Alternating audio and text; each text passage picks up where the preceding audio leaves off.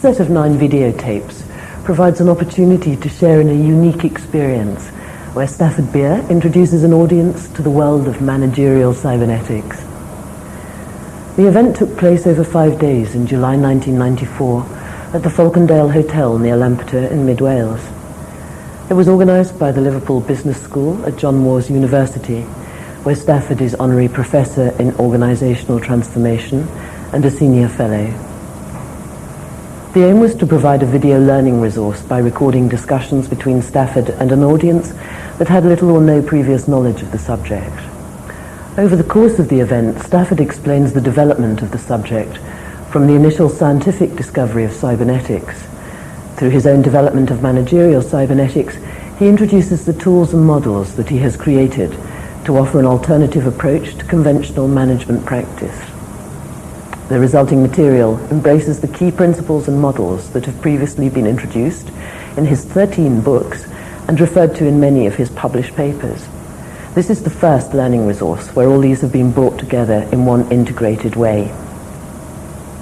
Managerial cybernetics continues to be the only available scientific and coherent account of effective managerial practice. Stafford provides numerous anecdotes, applications and insights from the perspective of practitioner, manager and scientist.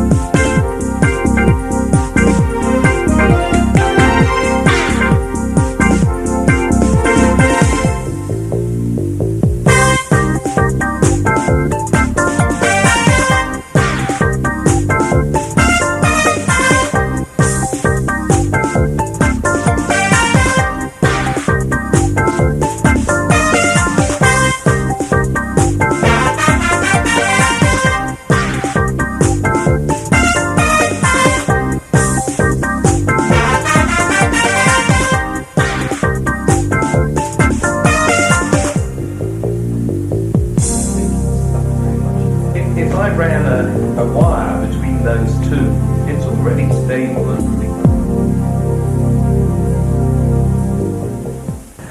Having fully specified the inside and now, the focus of session 8 switches to the complementary outside and then. This is represented by the meta-system comprising systems 3, 4 and 5. Within this, the system 3-4 homeostat is highlighted for special attention. Stafford reports back that every major business failure he has come across is in some way deeply dependent on the failure of this homeostat. However, for viability, the system 3-4 interactions will have to be connected by very high variety loops, and organizing this homeostat is therefore extremely difficult. Stafford moves on to examine the nature of system 4 and discusses the roles of R&D, market research and corporate planning. In effect, this process is about managing the future of the organization, and as such is placed on the vertical axis and is subject to accountability. Stafford argues that the structure of the recursive model of 5 subsystems and prescribed channels of communication provides the necessary and sufficient basis for fully specifying the laws of viability. Okay, folks, well, now at last you've got the official diagram. You can probably see why I didn't dish that out in the first morning. It is awfully complicated, and it's the result of years and years of refinement. As you see, the systems 1, of which there are only 2 examples, are, pardon? Are at an angle, and the reason for that is obviously so that I can get to the environment in both levels of recursion. You see the idea? Now, the reason why I would like to give this out first is because it's not until you get the really rather carefully drawn diagram that the argument about recursion becomes demonstrated. You take one of those things that's at 45 degrees and turn it through 45 degrees, make it upright, and of course it is identical with the whole model. But identical, there isn't anything missing. Now, when I started off, you see, I had mathematical set theoretic expressions for all this in order to prove the isomorphism, that is to say that they are identical. But nobody could understand that, not surprisingly. So I reduced it to drawing, where you can see it quite clearly. You can pick on one of those lines and find it at the other level of recursion in every case, I guarantee. So we've got a very, very powerful tool here, and the other thing that becomes clear from looking at this is the connections between the two levels of recursion. Now, one of those connections is the embedment of the lower level of recursion as a viable system. But if you look closely at all these lines, what do we see?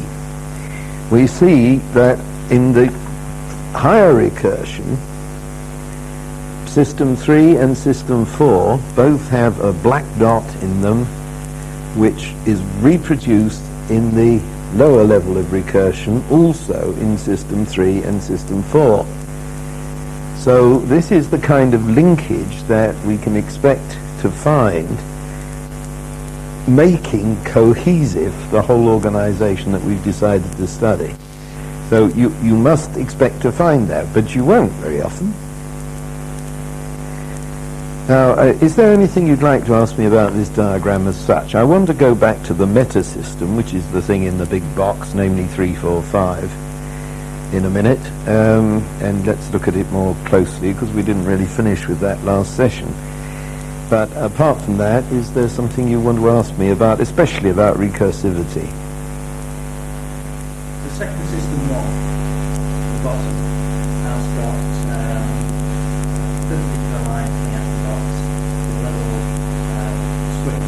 Yes. Is that just basically saying that should go to the environment? Absolutely, it is. It's supposed to be exactly the same as the one above it, but you know, there's a limit to how much confusion you can create. Well, now you're familiar with it. Now you've been shown how to develop it. It's not nearly as terrifying as it would have been if you'd. Is it? I mean, surely. Okay, Kate, I'll buy that. But it becomes an old friend before very long, especially if you start using it. Now, how to use it is the next thing. Would you all take one of these?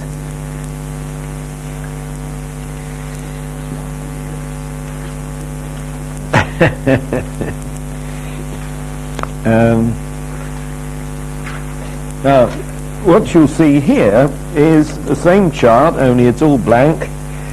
And the purpose of this is that you can cut it where you like and paste it together, and you've got the top of the chart and you've got the bottom of the chart, right? Now, if you had, how many is it? I can't see it. If you, yes, there's enough for everybody. How many systems 1 are there on that chart?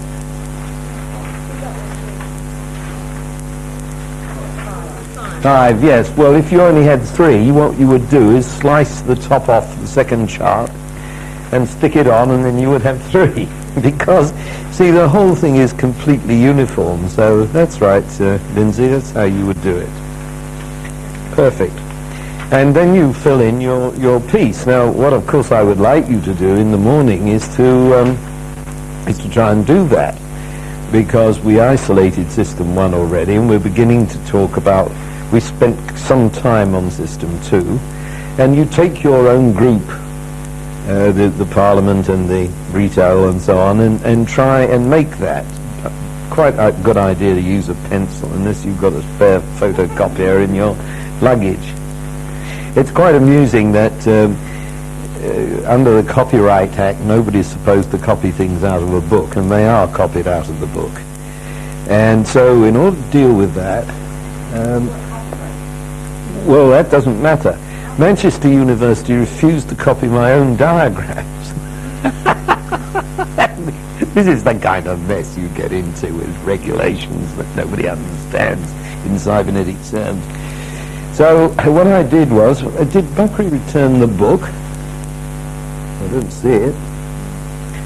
Oh.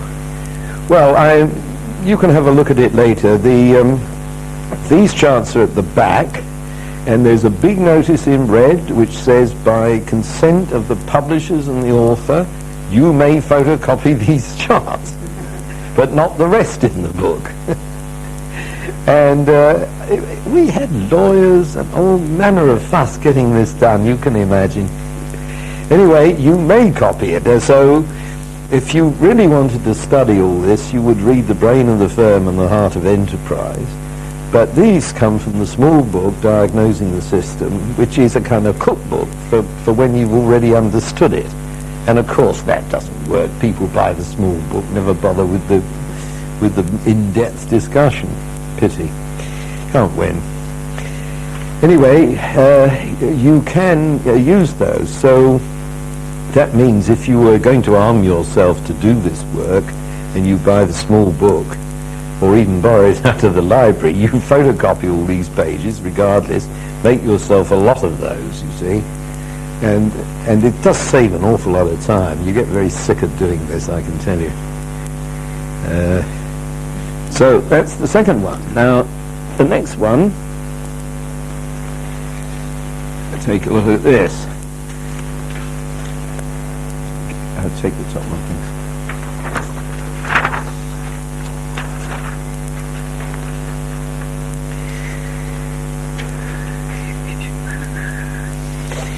Now, this chart is to deal with System 2 and System 3 star, and what you've got here is one unit of System 1, just for the sake of positioning it, and it enables you to nominate five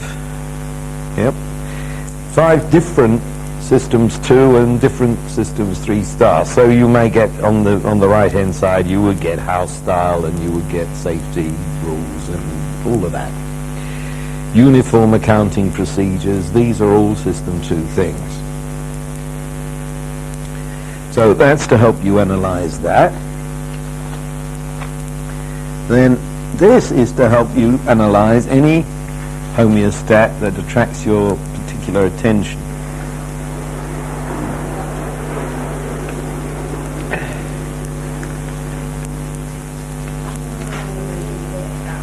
You got it, Karen?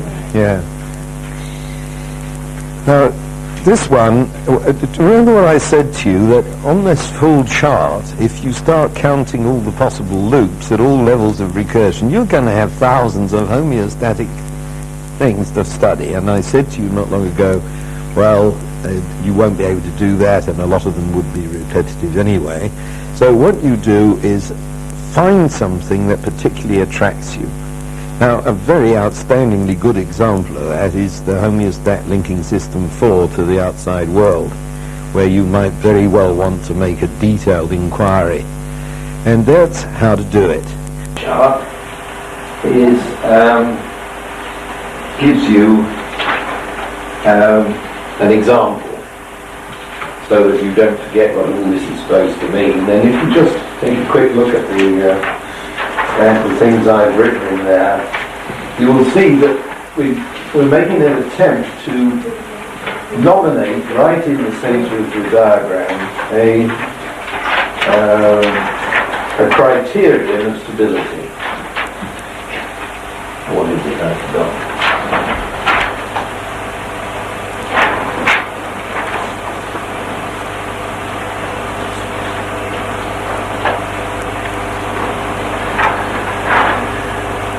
sales of, it's sales in this case, yes.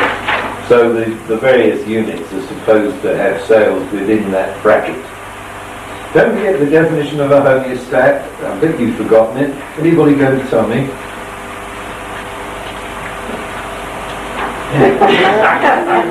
A stable mood. That's good. I got you.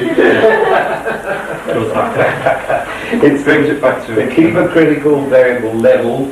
What's the last bit? Within physiological limits, because no one is going to come along and give you a thermometer inside your body to measure temperature with. It's the interplay of things that settle these criteria. Now, as a manager, you're entitled to say, well, these sales are lower than I like, and I would like to get them stabilised at these levels, and then you can see whether the homeostatic arrangements are likely to get it there or not. Have you had time to take in some of those nominated channels and transducers?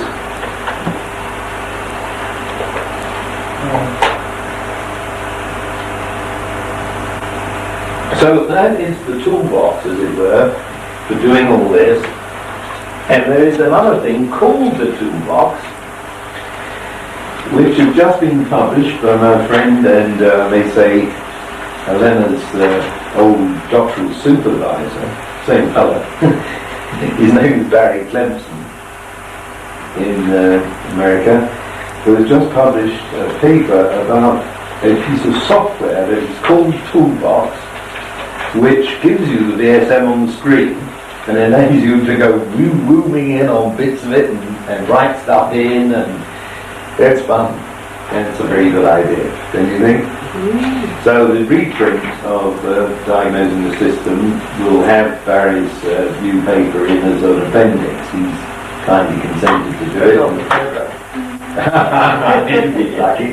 So I said to him on the phone, what am I to tell people who say they want this? And he said, well, you can only send them to me. And I said, you're not telling me how much?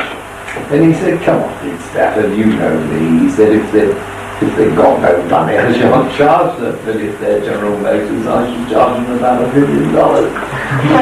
Okay, I'll do the same thing. You know?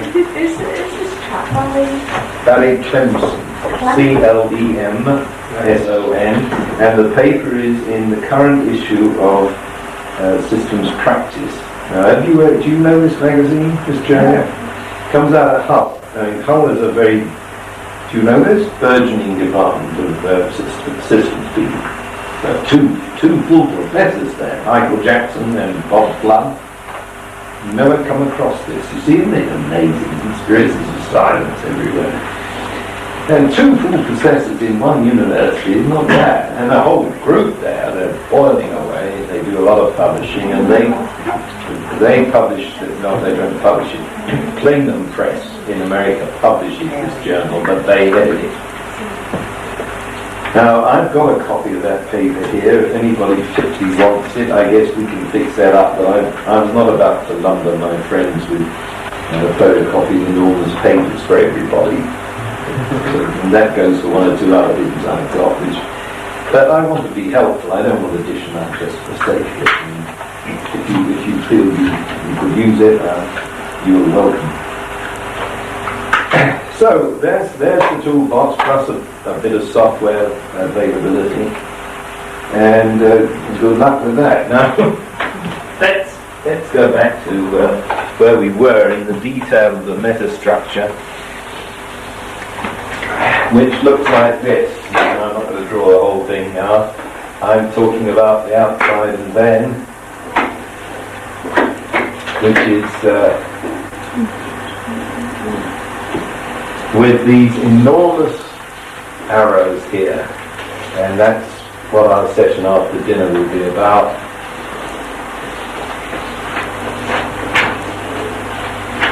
And I draw them like that, you see, because they're bound to be very high variety. I mean, you just think of the seriousness of that, of getting that balance right. Now, I have a theory that Every major business failure that I've ever come across is in some way or another deeply dependent on the failure of that owner staff. Now I want to give you an example. You're all too young, I think, to remember the collapse of Rolls-Royce. When was it? You may. Still going, isn't it? Well, yes, but it had to be property revived and government subsidised and Still collapses. it blew up altogether. Now, this was a very remarkable business. I wish I could remember the date.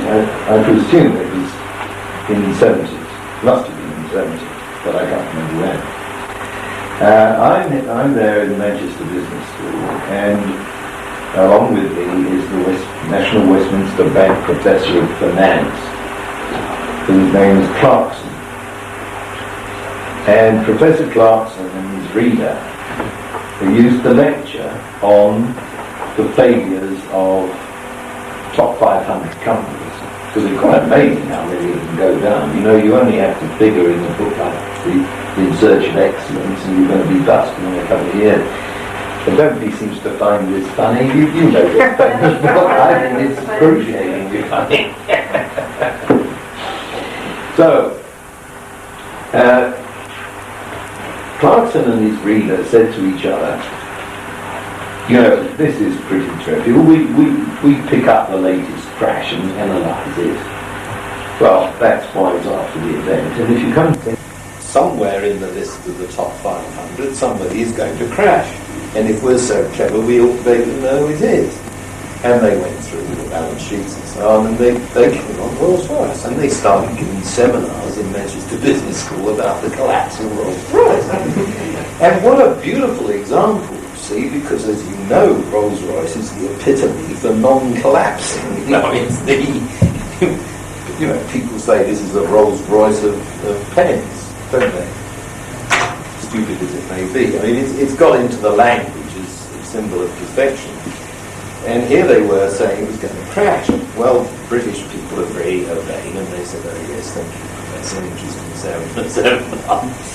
But he finally ran into a group of top executives, and they were very angry. And they said, you can't go around defaming one of our top institutions. And one or two of these guys, I think, knew some of the directors of Rolls-Royce. So they went to Rolls-Royce and said, do you realise what's happening here? So you better get these two maniacal professors to come and give their seminar in the boardroom. So this was duly arranged, and they did. Now, of course, what happened was totally predictable. The guy said afterwards, how very stimulating, thank you very much. And crashed. There's something awfully English about that.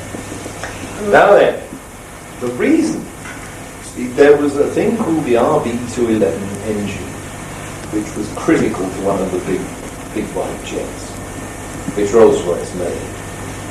And what they did was, in accounting terms, he's a professor of accounting, and I'm not too clear about the details now, but they funded the R&D out of income in a way that the accounting profession doesn't approve of, and thereby, in a sense, spend all the money twice. Well, that's fine. You shouldn't do it. You can pick it up as an accounting deficit, but look in these terms. What it means is that you're putting too much money into development that you can't, in System 4, that you can't sustain by your ongoing activity in System 3. And of course, the counter example is the buggy whip. You see, not doing enough System 4 to realise that the whole thing's going, and busily putting all your money into improving a worthless product. So I'm trying to convince you that this thing is about the most important thing on the board. And as I explained to you, I drew it from biological reasoning, that this was where to make the division or cut. Now then, we started talking about who are systems, what sort of functions are systems for? And we made a whole list, and you left out corporate planning, and I was saying, well, that's really it, you know. Now, let's look at all those people. If this is supposed to be an integral function dealing with the future and the company's whole posture in regard to innovation, don't you think it's extraordinary none of these people ever talk to each other? I may be exaggerating a bit, but not much. Have you ever heard of a market researcher who found out what the R&D boys in white coats were doing? And do you think R&D boys in white coats give a damn what the market research people are thinking?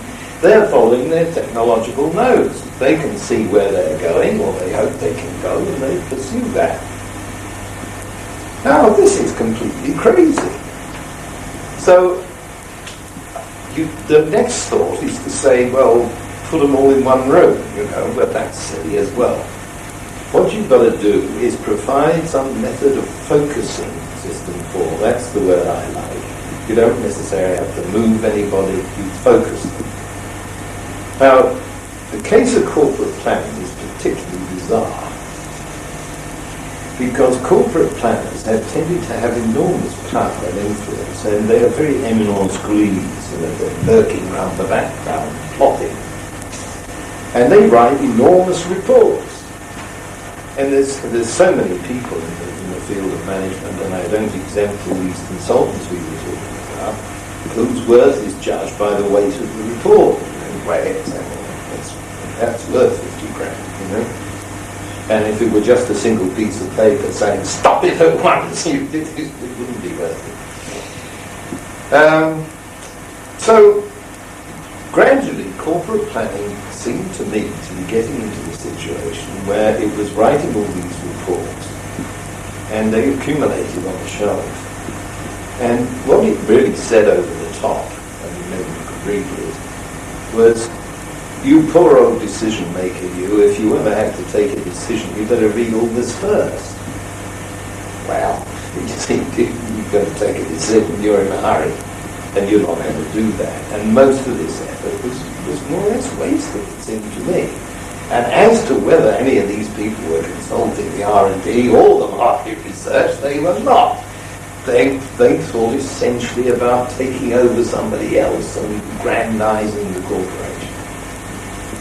Well, I was very much confronted by this when I was development director of international publishing, which was then about 10 times the size that it subsequently became.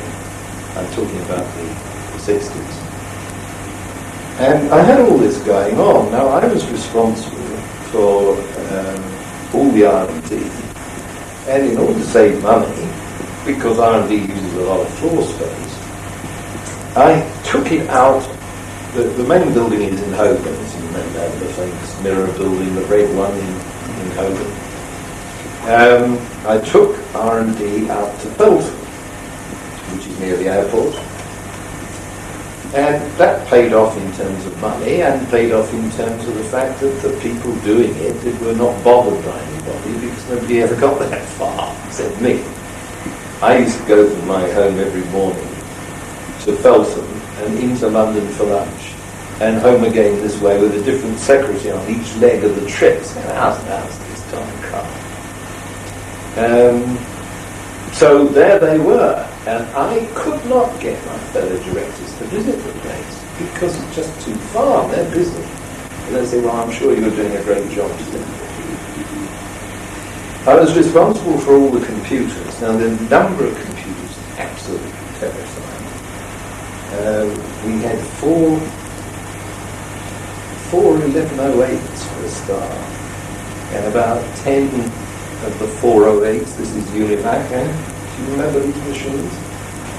And the IBM 360, 50, 360, 60, 350, 70, and all these things, too long ago, archaic now, of course, but they cost millions, and they were all over the company, and I was in charge of all of them, and nobody could give me a complete list when I got there.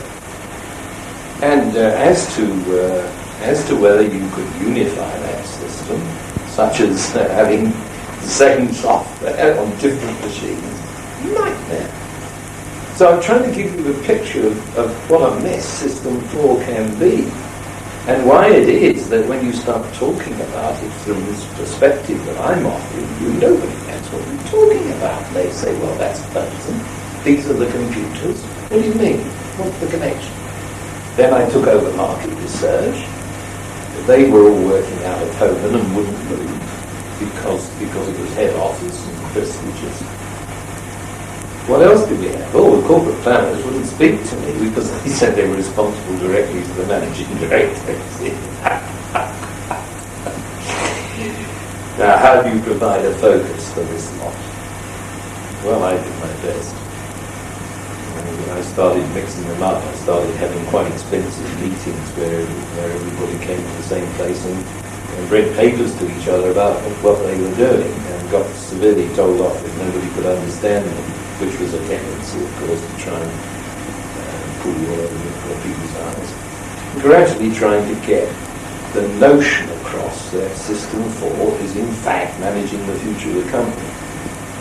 And the other thing I want to say about it, about System 4, is the thing I asked, well, you all move around yet again.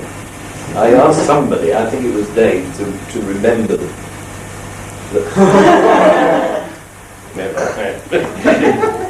was it you? I don't know. To tell what I was supposed to remember. Yeah. Someone was talking about the responsibility of line staff. I think it was Glenn. Yes. Yeah, you were saying that depends on what you don't want. Oh, that's right. Trust controlled by them. Work both ways. It's one thing about them doing it, it's another thing about them letting them do it. So they think they've got a responsibility. That's right. They don't want to actually use it. Well, I find this, and I replied, well, I got into very hot water because of my views, and I'll tell you about them, and that's now.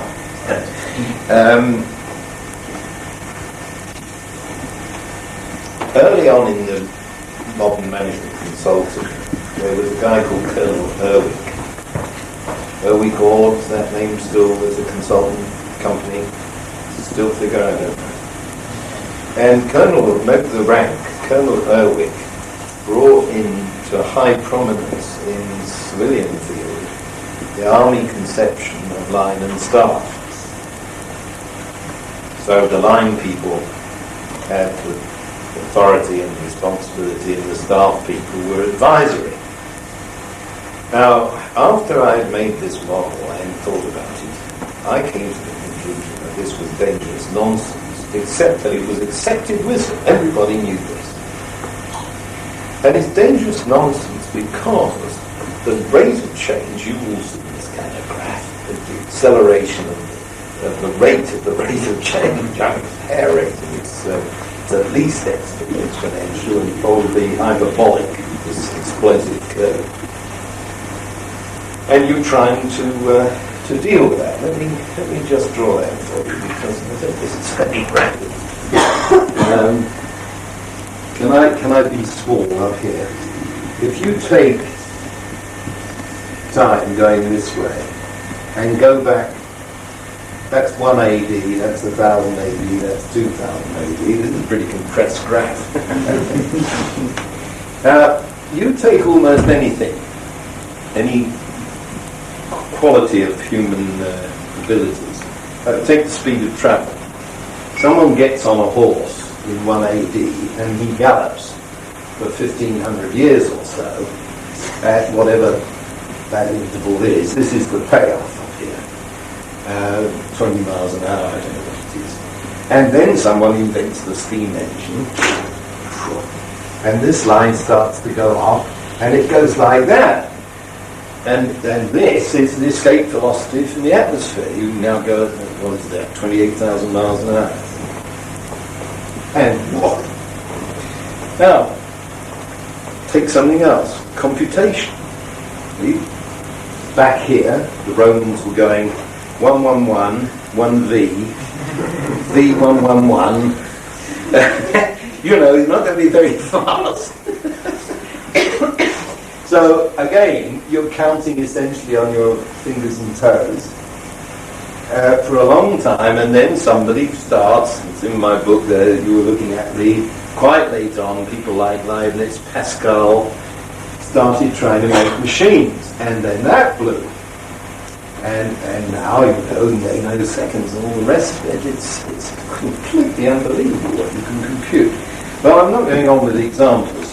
I put it to you, you won't be able to think of something that isn't doing that. And what I want to draw to your attention is the effect on us as human beings is the following, that we have been brought up culturally for at least 2,000 years with a lifespan. There's a lifespan, now it's exaggerated because that's 1,000 years, and not many of us are 600 years old. But you see what I'm trying to say.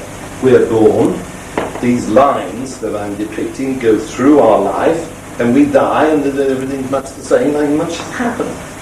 But if you're born here, as we lot were, those lines are tearing through our guts. And you know, if you try, I mean, you see it in very practical ways. You decide you want to buy a computer, and you get all the latest issues of the laptoppery. And before you can place, you place the order and say that's the best buy, and tomorrow something comes out with 1,000 times more capacity at a quarter of the price. You literally can't keep up with it. And it's the same in everything. I mean, everybody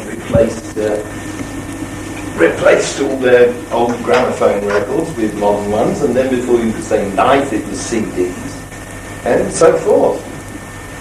So this makes the function of adaptation, which of course is the system 4 function, extremely difficult to implement in a way it never was before.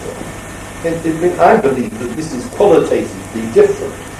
Just because it's faster, we tend to say, well, things go faster these days, but because of that argument of what happens to you in your lifetime, I think it's worse than that. I think it's something that we are not adapted to. We don't know how to handle this. And then when you put it in the business context and talk about investing in all this stuff, well, I like to tell stories that are real, it goes back to the IPC thing. See, I was joining a board who believed that publishing was about putting ink on paper, and said, well, we can make that faster, and we could. And if you've ever seen a modern newspaper printed, you can't see it going by, it's so fast. But, of course, I knew I could put a lot of sophisticated electronic controls on that, but even so, it's a kind of superhead cast. And in 500 years, nothing's happened except we've got faster. So I started thinking about that. Now, if you look at the speeds and the rate at which computers operate, I rapidly realized that every copy of the Daily Mirror, and I told you there were 5 million of them, could be tailor-made to one reader, except that every copy had 5 readers. What you would do is you would edit a newspaper this big, you would carry Lee's profile, and you would find out what Lee was interested in, and the computer would print the appropriate pages. And I found that this was technically possible. Well, then you start thinking, now this is where quantity changes to quality, it seems to me. Because if I were producing 13 different newspapers for people, I could ask you all what you wanted to know, and that would be a nice legitimate thing to do. But I could tell you what I thought you needed to know, which is a bit what happens now. Thank God it's not as targeted as I'm discussing. And I started getting extremely worried about this because look at all those computers. Why do you think I had all those computers? We had a magazine division which produces Woman, Woman's Own, Woman's Realm, Nova, Woman's Journal, a whole range of the market. We had a technical division that's doing Electronics Weekly, that's doing 400 titles. Now, nobody identifies this. You see, people buy all these magazines and they don't realise they're the same thing. They're just sort of souped up a bit in different ways, the same publisher. So you've got people who are sending in premiums and offers, filling in forms and mail ordering stuff and winning prizes and all of this. And all this is in computers. Now, I very rapidly realised that when I gave evidence to Congress, that was in American Congress, that was in, I think, 1970. And that's a hell of a long time ago. I'd already got something like 30 million profiles in my computers, and there are 50 million people in the country. And these profiles are deducible. Now, you see, I could say Kathy here. What do we know about Kathy? She's, we know her size because she keeps ordering interesting garments and gives the size. And we know that she's got, forgive me, I better show you that she's got a child because she orders things for the children. And we know what, she has 3 kids of 3, 5 and 7. We know what she reads. She's joined the book club to improve herself. She keeps buying presents for her husband. Why is Grandad, who buys books on the Holy Land, also buying pornography from one of the other publishers? Can't you see how rich this could become? And what I said in the evidence to Congress, which is, by the way, printed in this book, Platform for Change, was that if we weren't damn careful, see, we'd be in a totally delicious, wrong word again, thank you, the frown. It's a directed society, a society where unbeknownst you would be, this is Orwell, this is absolute brave new world, all coming true, for goodness sake. So these things are really very serious, and that raises the issue of what is your ethical stance going to be about any of these developments. And that's where you need a System 5. However, going back to the main line of this story about the focus of System 4, I was doing so many things with electronics now that my colleagues who thought it was about paper and ink could hardly believe. And I started the first profitable electronic publishing outfit in the world, which was a thing called SCAN, Stockbroker Computer Answering Network, which put a computer terminal into the stockbroker's office, and all the data was fed in overnight on the previous day's trading, adding in any balance sheets that were published, and you could find anything out. And this was pretty darn powerful. And that was in 66 or 67. And that's a long time ago. Well, because people haven't understood the impact of this, here we are nearly 20 years on and still not being developed properly. No publisher can handle this. I said to my own publisher, who's bringing out all these new books, I'm going to make some videotapes next week. That's it. Oh, well, yes, good luck. You wouldn't think that there are 3 books devoted to this material, and it should be in the cover or something. So I determined then, as in my focus System 4 capacity, that the thing to do was not take over reads, which was what the idea was, and vertical integration, reads own all the trees in Canada practically, last count. So the boys who thought it was about paper on ink wanted to take over reads, and we already had Don Ryder, who is the chairman of Reeds, on our board, and we had more than 30% of the shareholding in Reeds, so we virtually owned it anyway. And I thought, no, we don't want to do that. I wanted to take over plastic. And you can see why. Well, I didn't succeed, but I came rather close to that one because I had collaborators inside the professor in roughly my kind of position, and we used to meet in secret, and it was very exciting.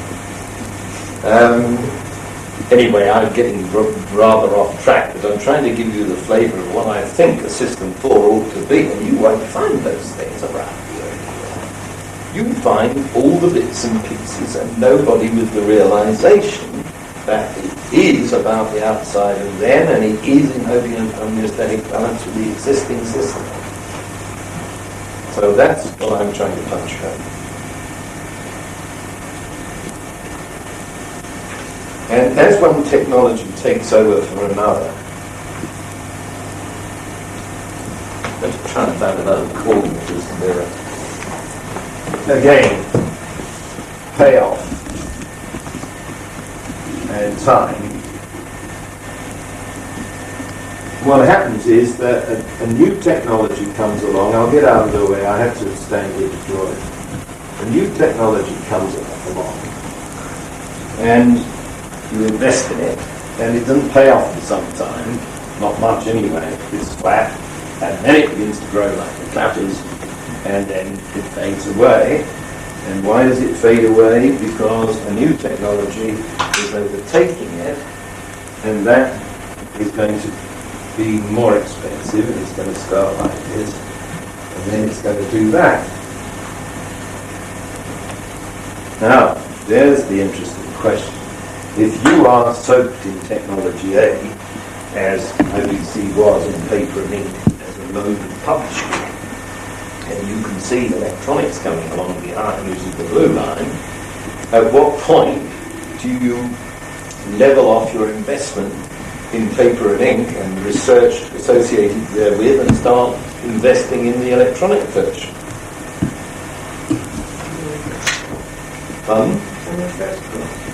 Well, yes, but you don't know what that is. This is notional, you see. And you certainly don't know where they cross the second time, which is the crucial one. So you have to guess. Well, you make studies, of course, but you're going to be wrong. And that is very interesting.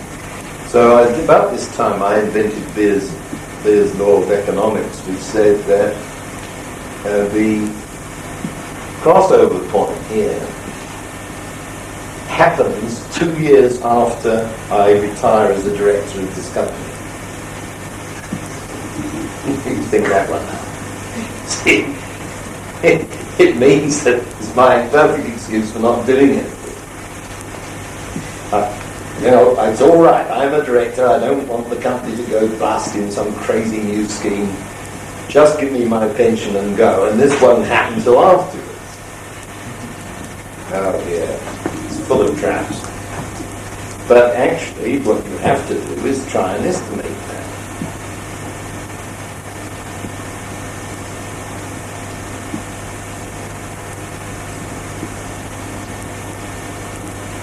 So, the question of how to organise the 3/400 stat is very difficult. Oh, I know, I haven't completed the argument about the line and staff.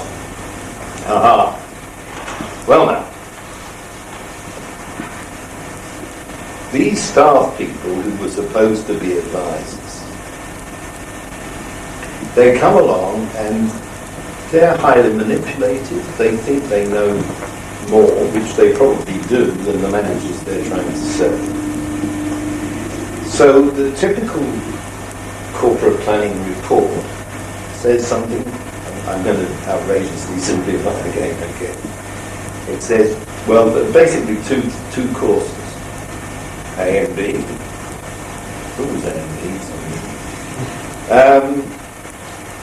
If you follow course A, you'll probably will all be millionaires by Christmas. Course B is very interesting, but will probably be bankrupt by Easter. Now, you're the manager. You have to decide. Wow. Now, I told you there's no simplification, but things are done like that. And you think what they're done about. If you want a new computer, you don't ask old Harry in the cost department what nice the best machines were like. You've got a new intake of nice young graduates who have got the newest technology leaking out of their ears, and this little group determines what the next computer's going to do if you've got these sense. And if you haven't, they will do it anyway and find a means.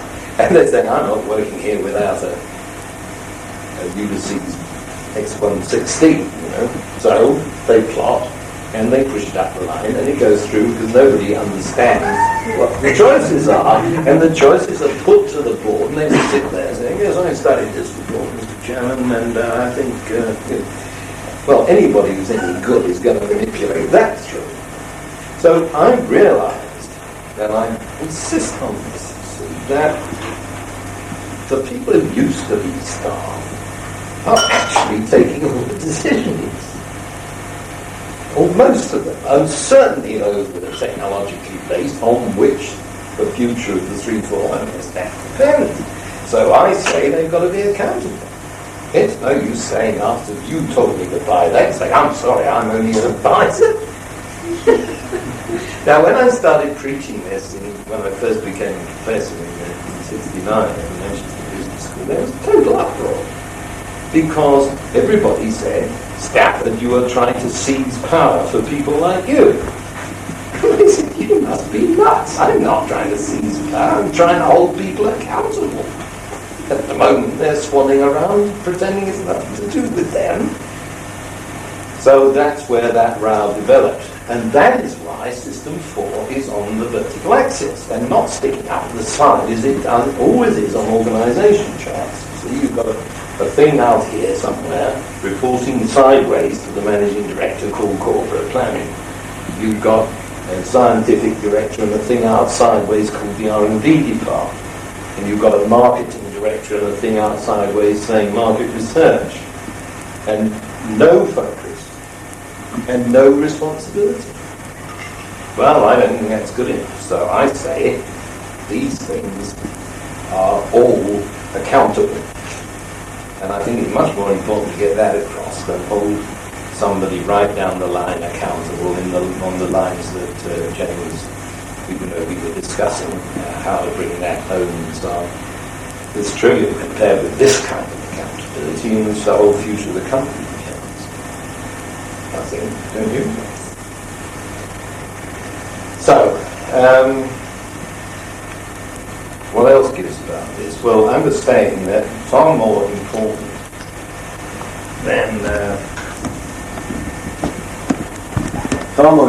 than these reporting loops which come down here, which need to be there, which do exist. But far more important is the way I depict this, as I showed you quickly on the last chart, is say, you guys on the board are supposed to monitor that homeostat. If you don't get that balance right, the company will blow up. And the same goes for the country, you know. If the government doesn't make the right investments, and so much R&D is sponsored by government now, either directly or indirectly, because companies can't spend money on R&D unless the government bought 6 million aircraft or whatever it's going to do. So the thing is enormously artificial, and yet we like to pretend we live in a market economy. And the whole thing's as screwed as possibly could be. So this gives System 5 a very peculiar role, it seems to me. And I believe that most of it has to do with the ethos of the company and what counts as good behaviour. If the directors of the company seem to be rip-off artists, it will go right through the company like that. And this is how corruption happens in countries, as you know, is that you get some dictator set up in a banana republic who orders gold beds and 16 Cadillacs and things like that. And everybody says, oh, yeah, well, we'll be clear on this too. It just goes through the whole system like canker. Whereas, if it's fully understood that there's no monkey business, you see, and you're out, slightest, you can maintain that, and people do. Now, look what's happened in government in my lifetime. When Dr. Dalton was Chancellor of the Exchequer, he said something injudicious about his budget speech and instantly resigned. I mean, nowadays, we go to bed with practically anybody who will do so and tell them all about it. It's completely amazing. Has anybody read Alan Clark's diary? They're really good fun. Unbelievable. This is a defence minister.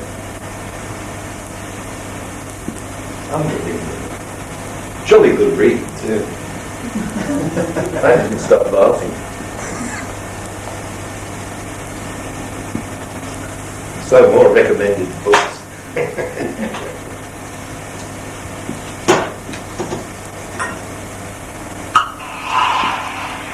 So I'm talking about ethos. Can anybody say anything enlightening about that? I'm not just talking about malpractice either, or kidneys.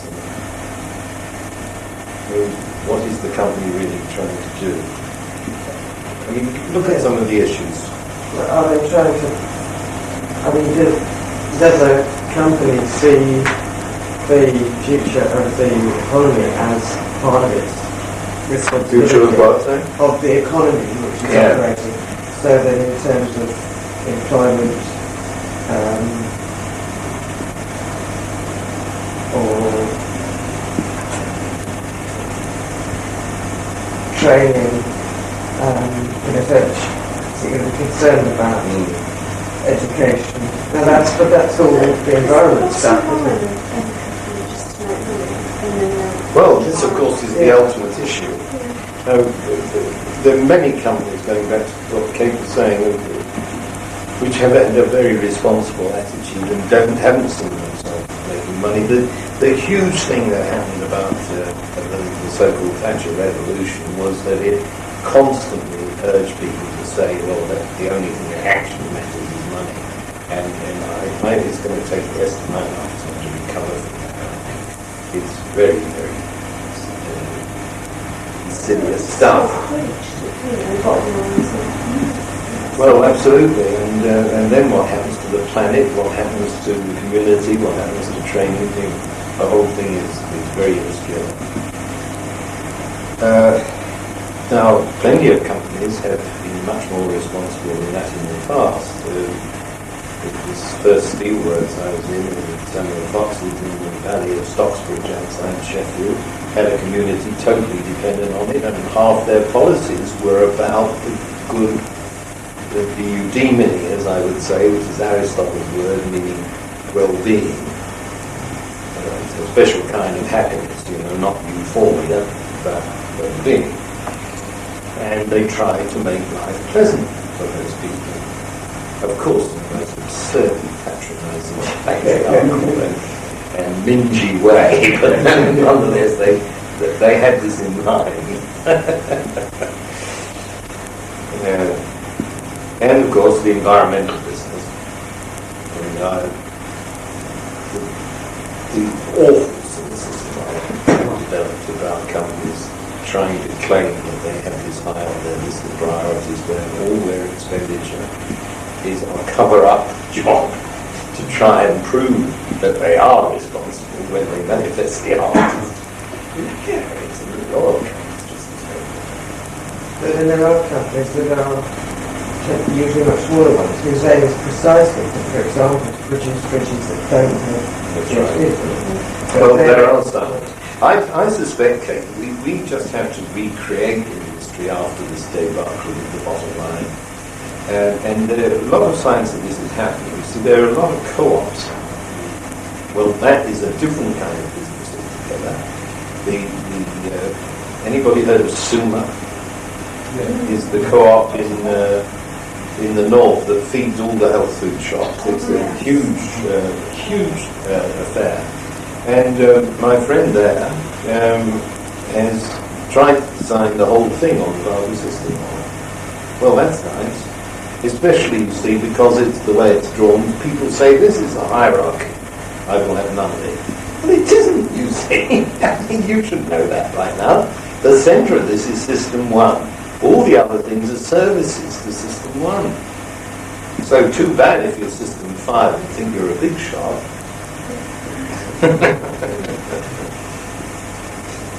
One relation to that with ethics was what we talked about with this thing about mission statements. They churn out. There's a company I know of that basically the week before they got ISO 9000 accredited came up with this mission statement which they issued out to everyone in the company. Timing, I'm sure, was a total coincidence, but that's what happened. And this mission statement basically had the clear statement that their aim is to make money. I'm fairly upfront about that. But to the benefit of shareholders, directors, and employees alike. I think is it. I might miss somebody out there. Unfortunately, about a week after it had been released, there was an advert in a local paper, an article in a local paper talking about the board of this particular company that had all just received incredible pay rises. At the same time, the annual pay agreement had been going on for about the previous 3 months, arguing over about 0.3% or a 2% raise. Now, of course, the first thing you see on the board is this article stuck on the board and one of these cards pinned next to it. And of course, the hypocrisy of that, of course, it's not quite well done. meeting what it's saying. No, it's a real shame. And everyone loses heart and the whole thing is... Yeah, it's very counterproductive in their hands. The word, if you were trying to list these people, the word that's got very popular in North America now is stakeholders. You heard the word over him? Because that includes everybody with a stake in the thing, and that includes customers and suppliers and the village and the word. In fact, it's so whole, it's a portmanteau, that catch-all, I suppose is the English word, that perhaps it's no use. Maybe you need to itemise these things.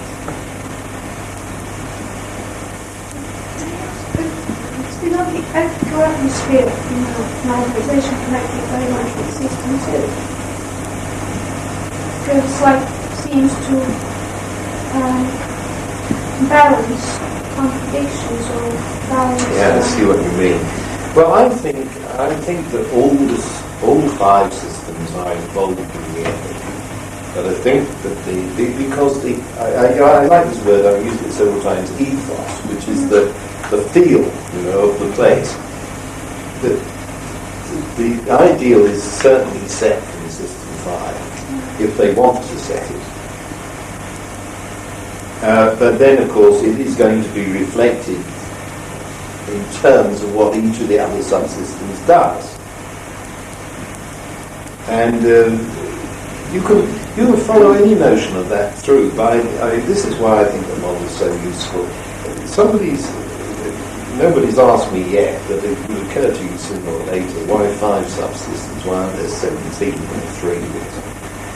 Well, I've tried to argue on the basis of this necessary and sufficient. But of course one could break it down more. And what I've tried to do is to provide a language, think of this model as a language, which is rich enough to talk interestingly about an organisation, and not so rich that you'd have to go away for 10 years to master the language. Now, I have found that if I get commitment at the top, I can sell this language inside a company very fast, and everybody uses it, and it is useful. For instance, I've very often heard in meetings somebody say, "Oh, for God's sake, Jim, shut up. Can't you see I'm not talking about that level of recursion. I've come down too." Well, instantly you see it all. And we're also used to top-level board meetings trying to grapple with the new cyclotron or with the nature of the EEC or something. And they all end up talking about whether the office boy should have 3 teams or you're going to build a new bicycle shed because it's easier. And everybody knows the issues, and they thump the table and feel better. And the real issue is in 2 levels, 3 levels of recursion up. So that does help. And then again, the subsystem, you say, look, I'm talking a system for argument. You keep responding as if it were a 3 matter. It isn't. I'm talking about the future. And these little words become very useful. Sorry. What I'm worried about is if the sort of ethos is coming from defined. If you have a company in which the ethos is great and corruption, things like happening to that community is happening, right, and so forth. And it happens to be making reference, and it happens to be the case that the government is studying these reference to the country, which is then at war with yourself. What is it that surely, is it at the fifth that they need to be damn sure that there isn't, that fortunately there were no TV cameras in the Scotland inquiry so that it didn't become a thing that everyone talked about it, you had to find it in the newspaper. Private eye. Or whatever. And that if they thought, my God, supposing someone, boy in the village, their chief signs up and goes off and gets killed, and the people realise that they made the weapon that killed him. Quite so. So they've got to keep. Well, they have. I don't know how anybody can do it. Again, I've created many uploads in my life. I created a terrible upload by giving a presidential address to the World Conference on Cyber East 6 years ago, and I said that the whole arms business was so complicated and so many people had their fingers in this pie. That the best way to stop it all was that scientists should just refuse to work for them. And if they starved, too bad, and maybe we would get a fund to look after them. But that really is going to pull the plug on the whole thing. I mean, at the moment, somebody used the word hypocrisy about something just now. The scheming hypocrisy of the whole business of arms. I mean, you equip third world countries who can't afford to feed, clothe, educate themselves, and then express surprise when they start shooting hell out of each other. What do you expect them to do? And they're being manipulated by, the whole motivation, the whole direction's got to be all wrong, isn't it? I think so. But then I'm regarded as naive. It's not quite the word probably that I would choose. Yes. Right, you're working on level 5, and you've got your MD and his board, and you might have some people in middle management, and they've all agreed on this ethos of how the company should act, and also, by the way, there's a consultancy who's selling some other thing, and they're all committed to this ethos, they're committed to doing this, and everybody's raring to go. And then what happens is that it gets lower down, and then they hit a brick wall, the middle management or the workers, and then it dies a death, and then it keeps going like this. And I've seen many companies doing this. They're searching for something, they don't know what, and then they grab something and try it out and I'm consider everything's going to work. And in the end of the day, the whole organisation is so sick of it. Oh, God, it's too plain. This is another one. Yeah, exactly. The slogans. Selling and manufacturing. Yeah. I'm doing it. Well, and how can we change that? Well, I don't know. I'm doing my best is all I can say. The trouble is, you see, that the managers really, I don't know it is because I'm a policeman and getting younger, people aren't getting younger. Managers really don't seem to be as capable of serious thought as they used to be, and that was not very good in the first place. And people are constantly demanding the new slogan, the 1 minute manager, all this kind of stuff. And it's enough to break your heart. All you can do is keep plugging away, and the cover of my new book says managers are getting fed up with slogans and realising that they're not, and that's what they should be doing.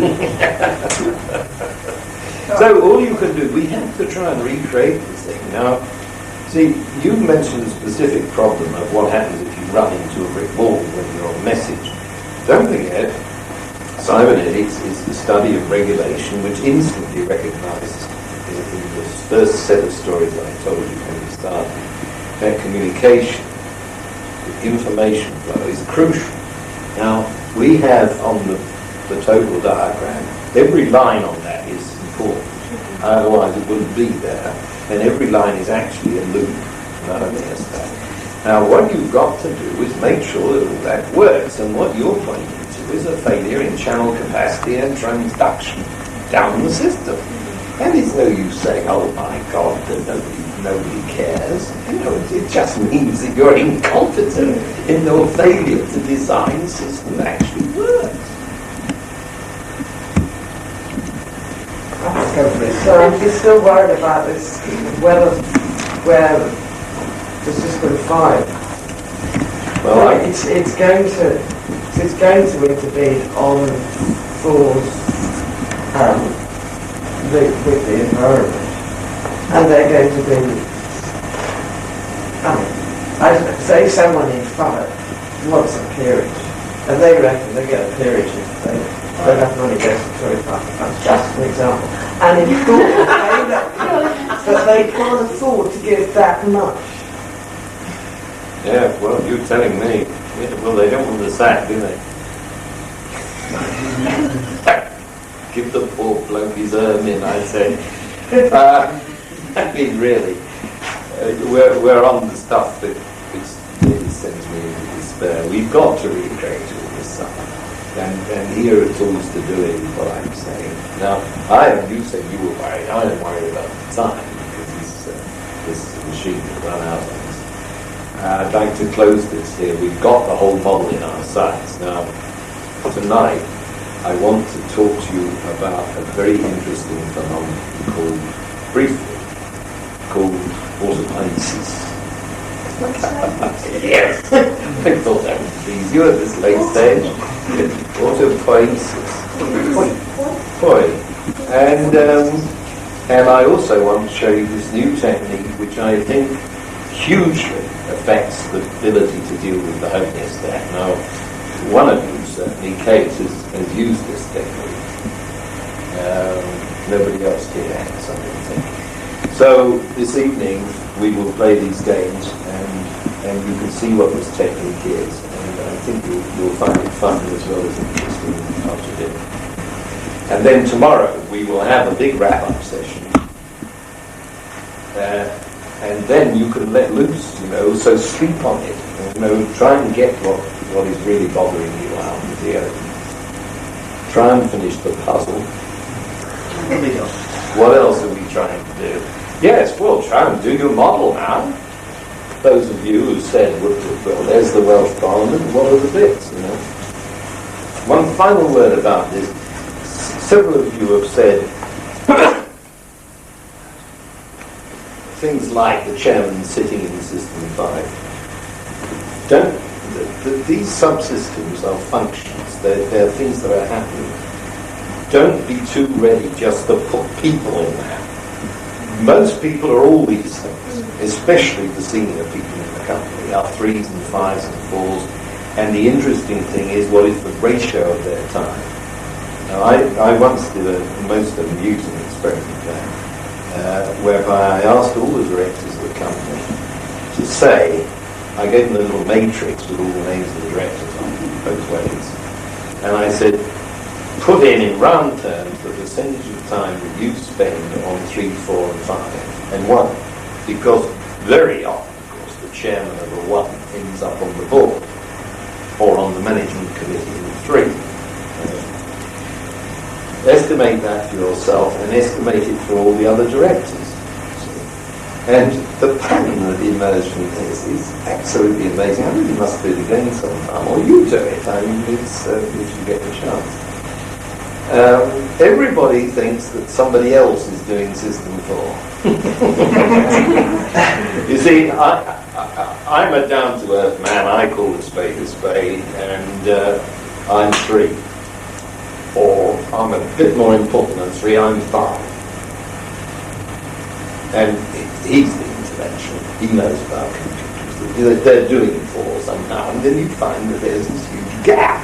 That there's no 4-net in the system. Now, I just want to end with this very dramatic statement.